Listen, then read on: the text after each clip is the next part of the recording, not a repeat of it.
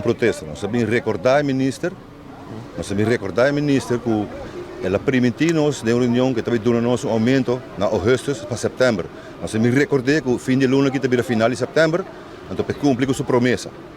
Agora bom, e nota o protesto. Para o meu ministro permitir, ministro Tony Germán, que é diretor de CCA, ela permitiu que o pai trabalhador vai ser ministro, ela permitiu que ela vai fazer ajuste para agosto para setembro.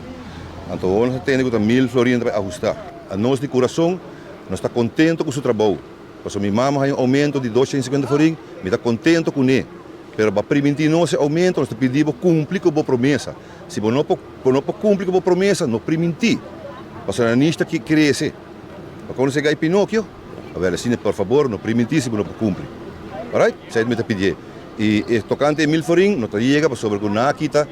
Nós está quase 4.000 florins de nós. A outra vem nos 1.000 florins back. Então, hope aí acaba nossa struggle para aqui. Compreende? Agora nós está trabalhando de botar DW e botar 7.000 pontos. Botar DW, botar Selimar, está trabalhando é mesmo trabalho. Não mesmo tanto gente. Não companhia está cobra 9.004, nós está cobra 7.003.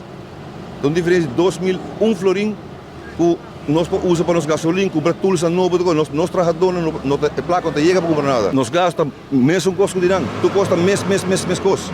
Então, mês custo de dois doctores que trabalham, um cobra mais caro que o outro.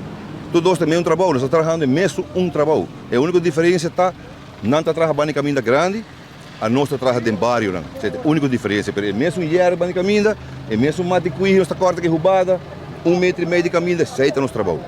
Então, de como tem uma diferença. Como é que é? É mesmo trabalho. Cambio aqui, me está outra hierba.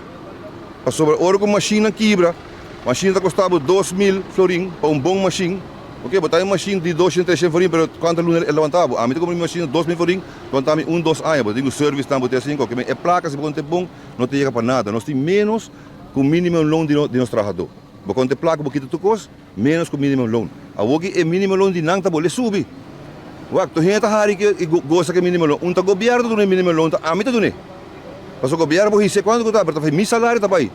A mim tem que pagar o mínimo loan, mais que mano fica governo, tá paga é maneira que é mínimo loan. A mim tá pagar meu saco, ela subi 4 já acaba. Que outro governo a vida bola subir. Me tá contente que sei. E hoje em dia bisa em verdade.